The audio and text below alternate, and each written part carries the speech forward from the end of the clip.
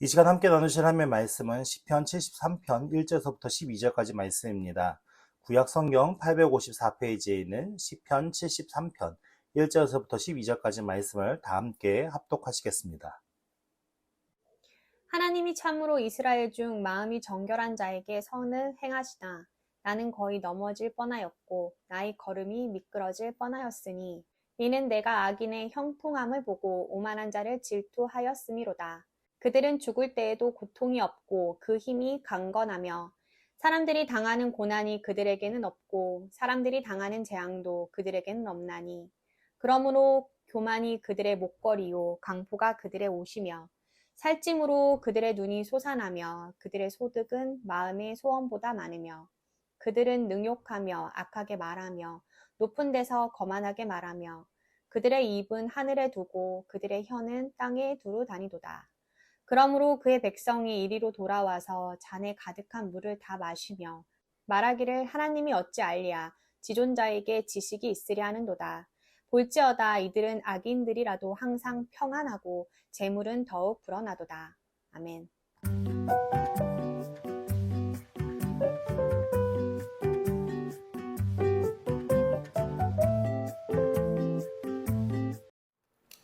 오늘은 시편 73편의 말씀입니다.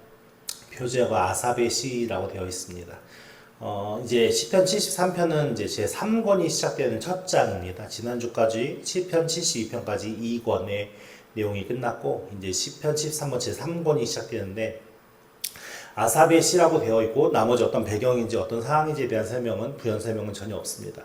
이제 아삽의 시가 이제 지금 73편부터 쭉 이제 한 묶음으로 이어지고 있는데 성경에서는 다윗의 시가 제일 많고 그리고 고라자손의 시도 있고 그리고 오늘 아삽의 시도 13편인가 14편인가 있게 됩니다. 그러니까 분량이 그렇게 전체 저자에 대한 분량으로 따졌을 때는 그래도 많은 편에 속해 있는데 우리 아삽의 시, 지혜 시라고 되어 있거든요. 이 시에 대해서 한번 어떤 내용으로 기록되어 있는지를 한번 살펴봤으면 좋겠습니다. 1절 말씀 보니까 하나님이 참으로 이스라엘 중 마음이 정결한 자에게 선을 행하시나 라고 되어 있습니다. 여기에서 정결하다라는 것 아래 의미는 순수하다, 깨끗하다, 비어있다 라는 의미를 담고 있거든요. 그러니까는 하나님이 참으로 누구 중에요? 모든 세상 사람들이라고 얘기하지 않고 한정적으로 누굴 얘기하는 거예요? 이스라엘 자손이 이스라엘. 그러니까 이스라엘은 어떤 의식을 가지고 이 당시에 살았느냐? 우리는 하나님께서 택하신 민족이다. 택하신 자들이다. 라는 그 선민 사상을 가지고 살았거든요. 근데 하나님이 택하신 자들이기 때문에 더 어떻게 해야 되는 거죠? 하나님 보시기에 바른 믿음으로 살아가야 하는데 실상 이들의 삶은 진짜 하나님 보시기에 바른 믿음으로 살아갔습니까? 아니 그들의 생각과 사상 속에는 선민의식이 있는데 그들이 진짜 하나님만을 섬기고 진짜 하나님 앞에 바르게 살려는 삶보다는 어떻게 해요? 세상과 하나님을 겸하여 섬기려고 하는 마음들이 되게 많이 있었습니다. 그러니까 어떻게 보면은 하나님께서는 어떻게 보면은 형식적인 모양적인 이스라엘 자신들이 택한 이스라엘 백성 중에 역사하시는 하나님이 아니라 그 이스라엘 중에서도 어떤 자들이요? 참으로 마음으로 그 정결하게 하나님을 섬기고 하나님을 바라보는 그런 자들을 통하여 무엇을 행해요? 선을 행하신다. 선은 누구죠? 선악을 우리가 어렵게 생각할 필요 없어요. 무엇이 선이냐 무엇이 악이냐라고 고민할 필요가 없어요. 온전한 선은 하나님 한 분밖에 없고요. 하나님이 하시는 일이 선한 일인 거예요. 그러니까는 하나님의 일은 누구를 통해서 이루어지냐? 아무를 통해서 이루어지는 게 아니라 진짜 하나님의 일들은 그 마음으로 정결하게 하나님을 섬기고 하나님을 따르는 자들을 통해서 하나님이 그 일을 행해 나가신다라고 지금 이 시편을 지은 시 저자가 지금 그렇게 고백을 하고 있는 거예요. 그러니까 실상 이 세상 만물이 움직이지만 이 세상 모든 만물이 움직이지만 이 시편의 기자의 마음속에는 그 모든 것이 선으로 움직여지는 것은 결국 하나님께서 그 마음에 정결한 마음을 품고 주를 섬기는 자들 통해서 그 일을 이루어간다라고 그 일을 행해간다라고 믿는 게 이 저자의 믿음과 신앙이었거든요. 근데 이 저자의 신앙과 마음이 2절에 보면 어떻게 되냐? 나는 거의 넘어질 뻔하였고 나의 걸음이 미끄러질 뻔하였으니 라는 말의 표현이 결국 뭐냐? 나는 여태까지 마음이 정결한 자들에게 하나님께서 선을 행하셔서 하나님을 일을 한다고 믿어왔는데 내가 보니까 그게 아닌 것 같아서 넘어질 뻔했고 미끄러질 뻔했다라는 말 속에 어떤 의미가 담겨져 있는 거예요? 하나님에 대한 그 믿음이 넘어져서 실족하는 그런 상황 속에 놓여 있었다라고 고백하는 거예요. 근데 이 저자가 그렇게 넘어지고 미끄러질 뻔했던 그 이유가 무엇이냐면 3절 말씀했습니다. 이는 내가 악인의 형통함을 보고 오만한 자를 질투하였습니다. 그러니까 이 시편 기자가 딱 보니까 악인의 삶은 너무나도 형통하고 잘 되는 거예요. 그리고 이 오만한 자들의 삶이 너무나도 부귀와 영화를 누리는 삶을 살고 있는 거예요. 그러니까는 이것이 왜 이렇게 되냐면 이스라엘 문화 속에서는 잘되고 부유하고 풍요로운 게 하나님의 복이라고 믿었어요. 그리고 가난하고 병들고 귀신 들리고 이런 것들이 하나님의 저주라고 믿었거든요. 그러니까는 지금 내가 살아가는 삶 속에 모든 것이 만사 형통되면 하나님이 나를 보호하시기 때문에 내가 하나님의 복을 누리면서 이렇게 모든 것이 다 잘 된다라는 생각을 살았는데 실상 보면 나는 진짜 열심히 하나님을 섬기고 있는데 진실된 마음으로 하나님을 따라가고 있는데 나의 삶은 평통한 거나 부유하거나 그런 것이 없고 오히려 교만과 악행을 행하는 저들은 어떤 삶을 살고 있냐면 더 형통하고 부귀와 영화를 누리는 그런 삶을 살고 있으니까 이게 진짜 내가 믿는 하나님이 맞나? 그런 마음이 들 정도로 그 마음이 실족하고 넘어질 수밖에 없었던 그런 상황 속에 놓여 있었다라는 것을 지금 이 저자가 옛날 일을 회상하면서 이제 고백하는 거예요. 그러면서 그 악인들이 얼마나 형통한 삶을 산다고 느꼈냐면 4절 말씀 이하부터 12절 말씀까지 쭉 나오거든요.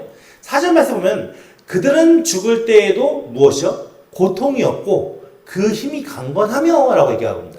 여기서 죽을 때에도 라는 말의 의미가 좀 여러 가지로 해석될 수 있는데 한 가지는 뭐냐면 우리가 정말 극한의 죽음의 고통이 죽음의 그 순간이 다가오는 그때의 고통을 이야기한다라고 얘기하는 학자들도 있고요.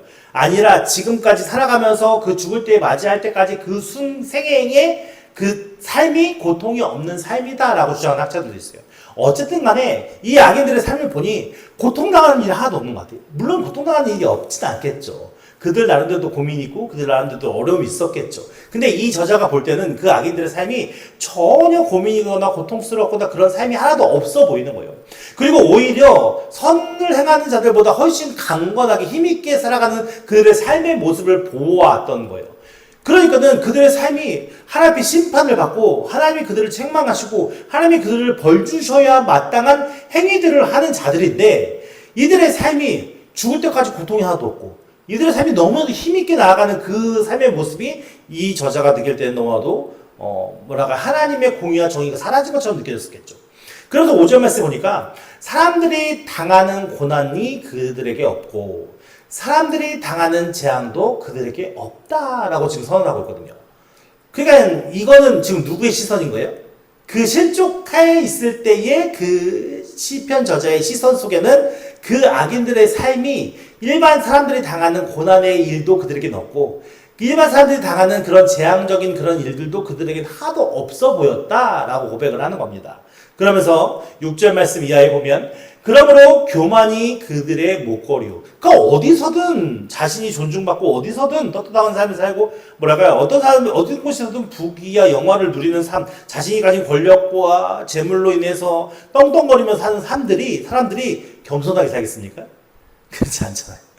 그렇지 않으니까 그들에게는 무엇이요? 교만이 목걸이 장신구잖아요. 이 장신구는 우리의 외모를 더욱더 빛나게 해주는 어떤 역할을 해주는 거잖아요. 그러니까는 그들의 그 교만적인 모습이 그들의 외적인 모습 속에서 너무나도 도드라지게 빛나고 있다라는 것을 은유적으로 이야기를 하는 것이고 강포가 그들의 옷이다라는 이야기 속에서는 강포는 좋은 단어입니까? 안 좋은 단어입니까? 남을 압제하고 억압하고 괴롭히는 걸 얘기를 하는 거잖아요. 그러니까 이들의 삶은 교만이 가득한 삶이고 이들의 삶은 악독과 압제와 억압하고 괴롭히는 삶이 당연한 삶인데 그것이 목걸이고 그것이 옷이다라는 것은 그들이 그것을 자랑스럽게 생각한다는 거잖아요. 내세우고 보여지기 위한 삶을 산다는 거잖아요. 그런 삶을 살고 있대요. 그 실제 말씀에 보니까 살짐으로 그들의 눈이 솟아나며 이게 어떤 의미냐면 살이 많이 쪄가지고 이 눈두덩이가 이렇게 부풀어 오르는 걸 얘기를 하는 거예요. 눈두덩이가. 그러니까 이들이 얼마나 부유한 삶을 살고 풍요로운 삶을 살았냐. 그들의 몸에 살이 가득해서 눈두덩이가 부풀어 오를 정도로 그렇게 풍요로운 삶을 살고 그들의 소득은 어떻다고요? 마음의 소원보다 많대요. 그들이 이만큼만 벌었으면 하는 것보다 훨씬 더 많은 소득이 그들에게 들어왔다고 얘기를 하는 거예요. 그런 삶을 살고 있대요. 그런 것처럼 보여지는 것이죠. 그러면서 8절 말씀에 그들은 능욕하며 악하게 말하며 높은 데서 거만하게 말하고 그들의 입은 하늘에 두고 그들의 혀는 땅에 두루 다니도다 라고 고백하고 있거든요. 그러니까 여기에서 조금 우리가 생각해 볼 것은 뭐냐면 9절 말씀인데요. 9절 말씀에 그들의 입은 하늘에 두고에 대해서는 하나님께 대하여 악한 말을 한다라는 해석과 하나님의 위치에서 자신이 하나님이라도 된 양 거만하게 말한다. 이 두 가지 의미가 있어요. 그리고 또 그들의 혀는 땅에 두루 다니다라는 의미에 대해서는 사람에 대하여 악한 말을 한다. 그리고 지역을 가리지 않고 여기저기 활발하게 여러 곳을 다니면서 악한 말을 한다. 그러니까 어쨌든 이들은 마치 자신들이 하나님이 된 것처럼 하나님인 양 어떻게 해요? 그렇게 표현하고 그리고 또 악한 말을 하고 그러니까 하나님이 된다라는 표현은 진짜 하나님이라는 얘기가 아니잖아요. 그러니까 자신이 하나님의 위치에까지 선 것처럼 교만한 마음이 자신 위에 아무것도 없는 사람처럼 어떤 누구의 신경도 쓰지 않고 의식하지도 않고 자신이 하고 싶은 멋대로 모든 것을 한다라고 얘기를 하는 거예요. 그런 표현이 그들의 입은 하늘에 두고 그들의 혀는 땅에 두루 다니도다 라는 표현 속에 있는 거죠. 그러니까 이들의 교만이 얼마나 큰 교만이라는 걸 알 수 있겠죠. 근데 문제는 이것으로 멈춰지는 것이 아니라 10절 말씀에 보면은 그러므로 백성이 이리로 돌아와서 잔에 가득한 물을 다 마시며 라고 표현합니다. 그러니까 여기서 그러므로 그의 백성이 이리로 돌아와서 라는 표현은 어떤 의미를 담고 있을까요? 이 백성들이 악인들을 쫓아가는 삶일까요? 하나님을 쫓아가는 삶일까요? 악인들을 쫓아가는 삶을 얘기하는 거예요. 이 백성들이 악인들의 삶이 부유하고 풍요롭고 형통하고 모든 것이 잘 되는 그것이 진짜 하나님께서 복을 주시는 것처럼 착각을 해서 이들이 하나님을 쫓아 사는 믿음의 사람들을 쫓아가려고 하는 것이 아니라 이들이 그 악인의 삶을 동경하고 그 악인의 삶을 바라보면서 그 악인들과 같은 삶을 살고자 그쪽으로 돌아갔다라는 것을 설명하고 있는 거거든요. 10절 말씀 후반에 보면 잔에 가득한 물을 다 마시며 라는 것이 이 컵에 있는 물이 있잖아요. 컵이 그 물을 마시는 거죠. 이게 그냥 단순히 내가 배부른데 물을 마시는 게 아니라 여행객이 여행을 다니다 보면 물을 마시지 못할 거 아니에요. 그러면은 막 사막 같은 데도 가게 되고 그럼 그 여행객이 갈증이 심하겠죠. 갈증이 심하면 어떤 사람이 물을 줬어요. 이제 자 마십시오 하고서 그럼 여행객이 물을 어떻게 마실까요? 갈증이 심한 사람이 막 벌컥벌컥 마시겠죠. 그런 모습을 형상화시켜서 표현한 말인 거예요. 그러니까 무엇이냐면 그렇게 자신들의 풍요함과 풍요로움과 부유함과 이것을 사람들이 갈망해서 그것이 자신에게 주어졌을 때 마치 그 악인들이 행하는 일들을 막 서슴지 않고 행하는 그것을 잔에 가득한 물을 다 마시며 라고 표현을 하는 거예요. 그러니까 누가 지금 그 모습을 닮아가는 겁니까? 백성들이. 그러니까 실상 자신들이 하는 일이 무엇인지도 분별하지 못하고 그냥 인생의 목적이 무엇입니까? 남들보다 더 많이 갖는 것, 남들보다 더 많이 누리는 것, 그것이 인생의 목적이 되다 보니 이들이 가는 발걸음이 하나님을 향한 믿음의 발걸음인지 아니면은 악인들이 행했던 그 사람들의 발걸음인지를 분별치 못하고 계속 자신들이 그냥 욕심에 추구하는 대로 그냥 따라가다 보니 그들이 지금 마시는 물이 무엇인지도 모르고 자신들이 행하는 행위가 어떤 행위인지도 모른 채 그렇게 그들에게 끌려가는 상태를 얘기하는 거예요. 그러니까 영적으로 되게 무지한 상태를 이야기하는 거죠. 그러면서 11절 말씀에 뭐라고 얘기하면 그들이 말하기를 하나님이 어찌하냐? 이 얘기는 뭐예요? 어떤 의미냐면 하나님은 아무도 몰라 이런 의미를 담고 있는 것이 아니라 하나님이요 저 멀리서 계시는 거예요.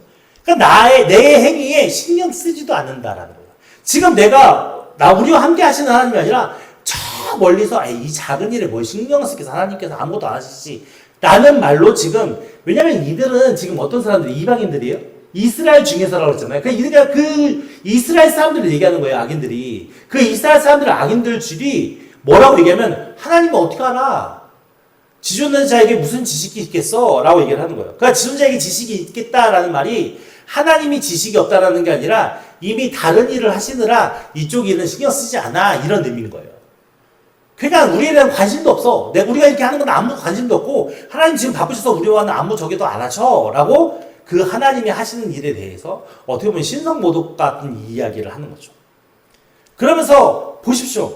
지금 우리가 다 살펴본 것이 그들이 악한 일을 해도 괜찮고 부유하고 돈도 많이 들고 그들이 하는 것은 악한 말과 강포와 그런 일들인데도 아무도 제지하지 않고 그 모든 것이 계속 이루어지고 있으니 이런 상황의 일들을 본 이 시편 기자의 마음은 당연히 그 믿음이 실족할 수밖에 없는 거죠.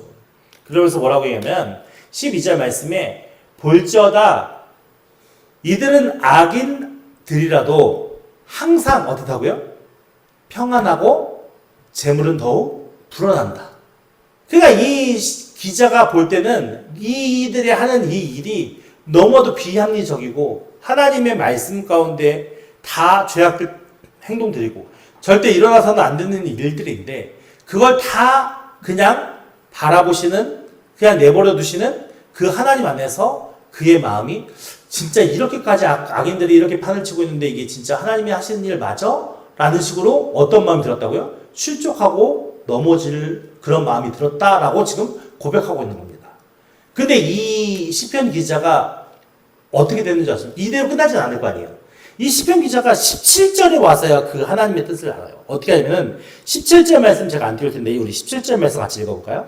17절입니다. 함께 읽겠습니다. 시작. 하나님의 성소에 들어갈 때에야 그들의 종말을 내가 깨달았나이다.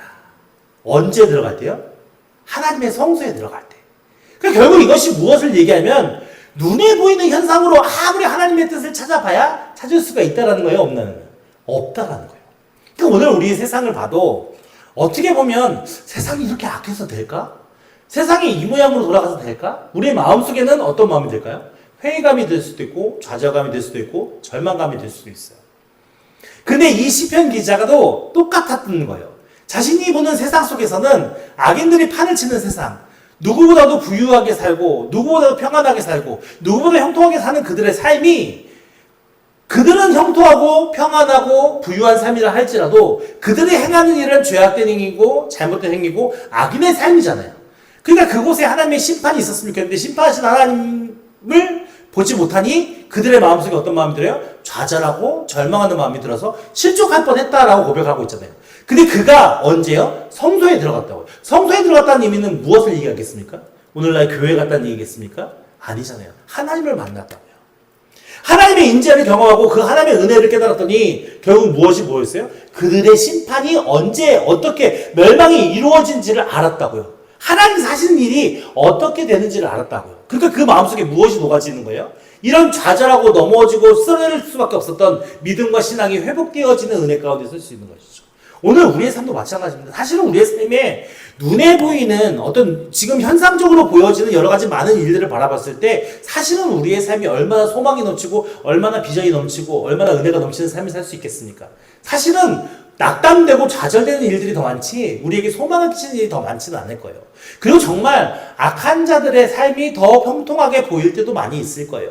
그들의 삶이 부러운 마음으로 우리가 느껴질 때도 많이 있었을 거예요. 근데요, 우리는 이 세상의 삶이 끝이 아니라 하나님 나라, 영원한 그 하나님 나라를 바라보는 믿음의 사람들이잖아요.